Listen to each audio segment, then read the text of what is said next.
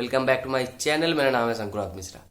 दोस्तों, जैसे कि हम लोग जानते हैं कि गवर्नमेंट एम्प्लॉई अथवा पेंशनर अथवा फैमिली पेंशनर्स के एब्सेंस में, उनके देहांत के बाद परिवार में अगर दूसरा एलिजिबल सदस्य रहा तो उनको फैमिली पेंशन दिया जाता है। वो भी फैमिली पेंशन पाने के लिए हकदार माना जाता है। इनमें सबसे पहले एलिजिबल चिल्ड्रन का टर्न आता है और उसके बाद अगर गवर्नमेंट एम्प्लॉई का अगर कोई डिसेबल चिल्ड्रन है तो उनको लाइफ टाइम तक फैमिली पेंशन मिलने का प्रोविजन है। और इनके बाद अगर गवर्नमेंट एम्प्लॉय का अनमैरिड, विडोड और डाइवोर्स डॉटर रह जाते हैं तो उनको भी लाइफ टाइम फैमिली पेंशन पाने के लिए हकदार माना जाता है। और इनके बाद डिपेंडेंट पेरेंट्स यानी कि गवर्नमेंट एम्प्लॉय के ऊपर आश्रित माता पिता, उनको भी लाइफ टाइम तक फैमिली पेंशन पाने के लिए हकदार माना जाता है। और आखिर में अगर गवर्नमेंट एम्प्लॉय का कोई आश्रित विकलांग भाई बहन रह जाते हैं तो उनको भी फैमिली पेंशन आजीवन काल मिलने का प्रोविजन है। और इसी क्रम पे ओल्ड पेंशन स्कीम के तहत in absence of government employ नहीं तो उनके स्पाउस, डिपेंडेंट फैमिली मेंबर्स को फैमिली पेंशन मिलती रहती है। मगर दोस्तों, सरकार ने ये कहा है कि डिपेंडेंट फैमिली पेंशन एब्सोल्यूट नहीं है, यानी कि dependent family pension government employ के देहांत के बाद जैसे स्पाउस को फैमिली पेंशन मिलता है उस तरह सा नहीं है। डिपेंडेंट फैमिली पेंशन पाने के लिए गवर्नमेंट एम्प्लॉय का जो एलिजिबल जो भी फैमिली का सदस्य है, इन एब्सेंस ऑफ स्पाउस जो भी एलिजिबल फैमिली का चिल्ड्रन आदि रहते हैं, डिपेंडेंट पेरेंट्स रहते हैं, डिसेबल सिबलिंग्स रहते हैं, उनको कुछ एलिजिबल रहना चाहिए। और इन एलिजिबिलिटी क्राइटेरिया को अगर वो लोग मीटअप करते हैं तभी उनको फैमिली पेंशन पाने के लिए हकदार माना जाता है। जैसे अगर आप एलिजिबल चिल्ड्रन के बात करें, यहाँ पर अगर आप गवर्नमेंट एम्प्लॉय का नहीं तो पेंशनर्स के लड़के के बाद आप लोग पकड़ लेते हैं तो उनको 25 साल के आयु तक उनको फैमिली पेंशन दिया जाता है। नहीं तो उनका अगर रोजगार मिनिमम फैमिली पेंशन प्लस जो डीएनएस रिलीफ होता है वो टच कर जाता है तो उनका फैमिली पेंशन बंद हो जाता है। और नहीं तो अगर वो शादी कर लेते हैं तो उनका फैमिली पेंशन भी बंद हो जाता है। इन तीनों में से जो भी पहले होता है तो एलिजिबल चिल्ड्रन में जो सॉन है, जो लड़का है, उनका फैमिली पेंशन बंद हो जाता है। उसके बाद अगर डिपेंडेंट एलिजिबल कोई अदर मेंबर रहता है तो उनको फैमिली पेंशन का टर्न दिया जाता है। उसी तरह दोस्तों, अगर हम लोग गवर्नमेंट एम्प्लॉय का एलिजिबल चिल्ड्रन में लड़की की बात करें तो जैसे कि हम लोग जानते हैं कि 2007 साल के बाद से अनमैरिड डॉटर भी बियॉन्ड द एज ऑफ 25 यानी कि 25 साल के ऊपर भी उनको फैमिली पेंशन दिया जाता है, बशर्ते उनका income minimum family pension plus जो रिलीफ है उससे नीचे रहना चाहिए, बशर्ते वो शादी कर लेते हैं तो उनका फैमिली पेंशन बंद हो जाता है। इसी तरह दोस्तों, अगर गवर्नमेंट एम्प्लॉय का लड़की विडो है तो आप लोग तो जानते ही है कि जो विडो डॉटर है उनको विधवा आइदर पेंशनर नहीं तो फैमिली पेंशनर के जीवित काल में ही होना है। और यहाँ पर सबसे इम्पोर्टेंट बात यही देखा जाता है कि पेंशनर नहीं तो फैमिली पेंशनर के मृत्यु के समय विडो डॉटर उनके ऊपर आश्रित थे कि नहीं। उसी तरह दोस्तों, डाइवोर्स डॉटर के रूल पे कुछ परिवर्तन किया गया। पहले डाइवोर्स डिग्री फाइल भी हो जाना चाहिए था कोर्ट में पेंशनर नहीं तो फैमिली पेंशन के जीवित काल में, और डाइवोर्स डिग्री भी पेंशनर नहीं तो फैमिली पेंशन के जीवित काल में ही हो जाना चाहिए था। मगर बाद में इसको अमेंड किया गया और अभी कहा गया है कि पेंशनर तो फैमिली पेंशनर्स के जीवित काल में डाइवोर्स डिग्री फाइल हो जाना चाहिए।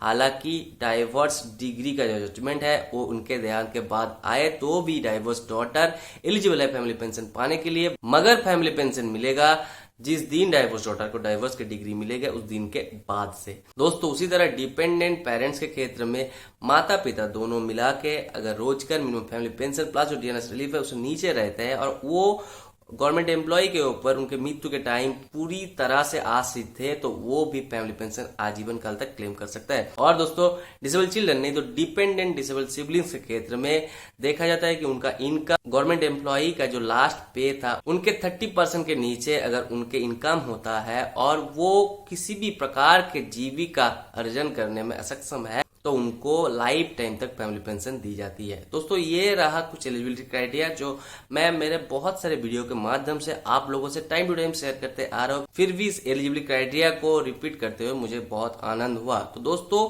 इस सारे एलिजिबिलिटी क्राइटेरिया में जो सबसे इंपॉर्टेंट है वो है डिपेंडेंसी, यानी कि जो भी डिपेंडेंट फैमिली मेंबर्स है उनको ये प्रूव करना पड़ेगा डिपार्टमेंट को कि वो गवर्नमेंट एम्प्लॉय नहीं तो फैमिली पेंशनर्स के ऊपर उनके मृत्यु के टाइम पूरी तरह से आश्रित थे और उनका जो इनकम सोर्स है वो मिनिमम फैमिली पेंशन प्लस जो डीएनएस रिलीफ है उससे बहुत कम है और उनको उनके लाइवलीहुड के लिए, उनको उनके जो day to day life expenses के लिए उनको पेंशनर नहीं तो फैमिली पेंशनर्स के ऊपर ही वो निर्भरशील था, वो आश्रित था। और इसी बात के ऊपर गवर्नमेंट ऑफ इंडिया भी एम्फसाइज किए है। तो दोस्तों जाहिर सी बात है कि इनकम सर्टिफिकेट का बात यहाँ पर आ जाता है। पहले जो सीसीएस पेंशन रूल्स 1972 था वहां पर इनकम सर्टिफिकेट के ऊपर कुछ रिलैक्सेशन दिया गया था। जैसे अगर कोई डिपेंडेंट फैमिली मेंबर स्पाउस को छोड़, अगर dependent family member self employed है तो एक डिक्लेरेशन वो निजी हाथ से ही एक डिक्लेरेशन दे देने से काम चल जाता है कि उनका इनकम इतना था, उसका एक प्रोफार्मा था। इस डिक्लेरेशन को कोई अदर अथॉरिटी से विटनेस भी नहीं कराना पड़ता था, अदर अथॉरिटी से अटेस्टेड भी नहीं करवाना पड़ता।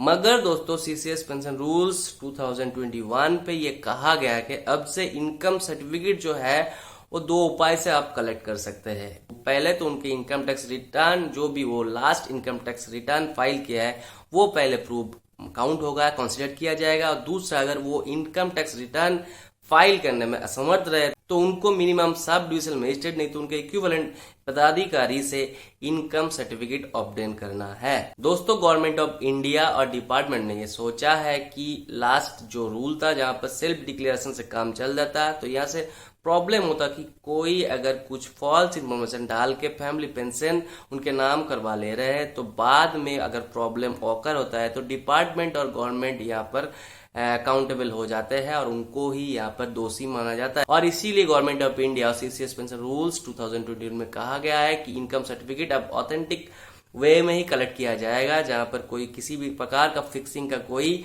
चांसेस नहीं रहेगा। आइदर आपको इनकम टैक्स रिटर्न फाइल करना है, नहीं तो आपको सब डिविजन मजिस्ट्रेट और इक्विवेलेंट एग्जीक्यूटिव से इनकम सर्टिफिकेट ऑब्टेन करना है। दोस्तों हर एक भारतीय नागरिक जिसके पास पैन कार्ड है वो सिंपली कोई कंसल्ट के थ्रू, कोई साइबर कैफे के थ्रू, कोई टैक्स कंसल्टेंट के थ्रू इनकम टैक्स रिटर्न कर सकते हैं। चाहे उनका जो इनकम हो वो इनकम जो लिमिट है उससे बहुत नीचे हो, चाहे उनका इनकम जीरो हो, उनको इनकम टैक्स रिटर्न करना है। वही जो कागज, वही जो सर्टिफिकेट कॉपी उनको इनकम टैक्स डिपार्टमेंट से मिलेगा वही प्रूव है कि उनका इनकम क्या है। और अगर आप इनकम टैक्स रिटर्न में असमर्थ रहे तो आपका सेकंड ऑप्शन वही है कि आप नेसेसरी फॉर्मेलिटीज को गो थ्रू कीजिए और कंसर्न डिपार्टमेंट के पास जाइए और इनकम सर्टिफिकेट कलेक्ट कीजिए। दोस्तों हमारे यहाँ तो रूल यही है कि आप अगर म्युनिसिपल एरिया से बिलोंग करते हैं तो आपको म्युनिसिपलिटी जाना है, और एग्जीक्यूटिव ऑफिसर से एक इनकम सर्टिफिकेट लेना है, फिर आपको ऑनलाइन अप्लाई करना है, फिर कंसर्न एसडीओ ऑफिस में आपको जाना पड़ता है।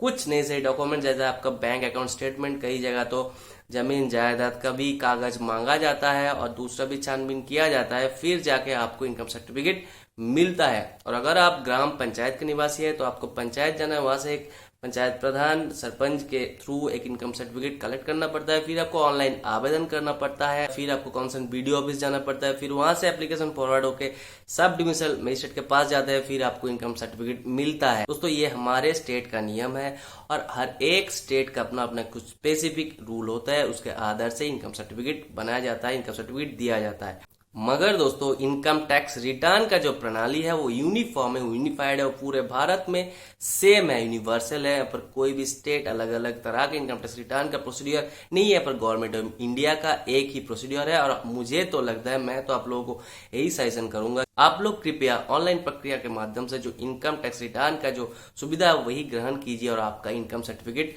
प्राप्त करें। दोस्तों अगर आप आपके पेरेंट्स के देहांत के बाद, यानी कि पेंशनर तो फैमिली पेंशनर के देहांत के बाद भी आईटीआर फाइल करते हैं और वो आपको डिपार्टमेंट से कहा जाता है कि ये एप्लीकेबल नहीं है, इसको माना नहीं जाएगा, क्योंकि ये एप्लीकेशन, ये इनकम टैक्स रिटर्न आप पेंशनर नहीं तो फैमिली पेंशनर के देहांत के बाद किए, तो आप ये डिसीजन को उनका चैलेंज कर सकते हैं। क्योंकि सीसीएस पेंशन रूल्स 2021 पे ये लिखा गया है कि चाहे डिपेंडेंट फैमिली मेंबर वो पेंशनर्स और फैमिली पेंशनर्स के देहांत के बाद भी इनकम टैक्स रिटर्न किए तो भी वो income tax return income certificate as income certificate treat किया जाएगा और इस सर्टिफिकेट को भी मान्यता दिया जाएगा। तो दोस्तों आई होप मेरा बहुत सारे दर्शकों का, सब्सक्राइबर का जो कमेंट में जो कंफ्यूजन था, जो ईमेल पे जो कंफ्यूजन था कि इनकम सर्टिफिकेट कहाँ से अपडेट करे, ये आप लोगों का सामने अभी क्लियर हो गया है। और 2021 यानी कि सीसीएस पेंशन रूल्स 2021 में जो नियम है वही आप लोग गो थ्रू कीजिए, ताकि आप लोगों को फैमिली पेंशन पाने के लिए किसी भी प्रकार का असुविधा ना हो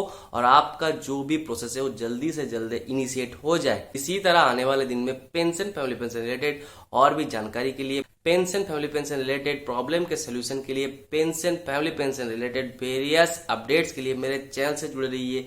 चैनल को सब्सक्राइब कीजिए, वीडियो अच्छा लगे तो जरूर शेयर और लाइक कीजिए।